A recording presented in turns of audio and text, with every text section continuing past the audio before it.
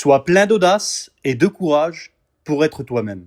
Il y a parfois dans certains endroits tellement de pression pour être toi-même. Je crois que nous voulons être aimés et acceptés pour qui nous sommes. Mais il est important que tu réalises que si tu cherches à plaire aux hommes, tu risques de perdre ce que Dieu a déposé en toi. Est-ce que parfois tu te sens étouffé par la pression d'être ce que les autres attendent de toi? Tu sais, parfois dans certains milieux, on doit être taillé pour te faire entrer dans un moule qui n'a pas été créé pour toi.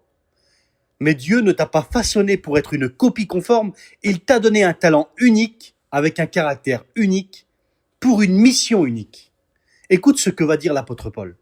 Si je chercherais à plaire aux hommes, alors je ne serais pas serviteur de Christ.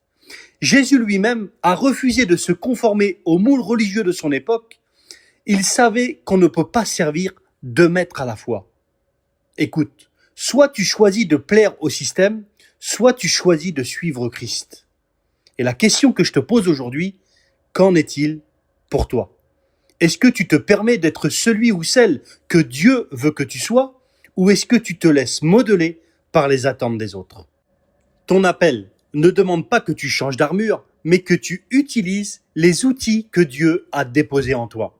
Regarde David, face à la pression lorsqu'il a affronté le géant Goliath. Le système voulait lui imposer l'armure de Saül, mais il a choisi d'être lui-même, de rester fidèle à ses outils de berger. Ce n'est pas l'armure d'un autre qui a fait tomber le géant Goliath, mais c'est sa foi, son audace. Dieu a déposé en lui la capacité d'être façonné comme un berger.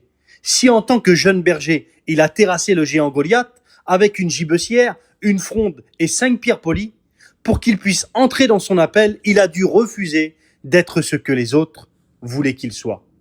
Tu as tout ce qu'il faut pour pouvoir affronter les géants de ta vie.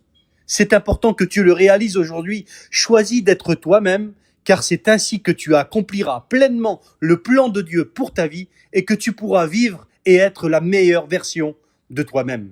Alors, qui veux-tu servir aujourd'hui? C'est la question que je te pose aujourd'hui. Les attentes des autres ou l'appel que Dieu a déposé dans ton cœur? La réponse à cette question changera tout. Et n'oublie pas que le Saint-Esprit a déposé en toi le talent nécessaire pour que tu puisses vivre ta meilleure vie en vivant ton appel.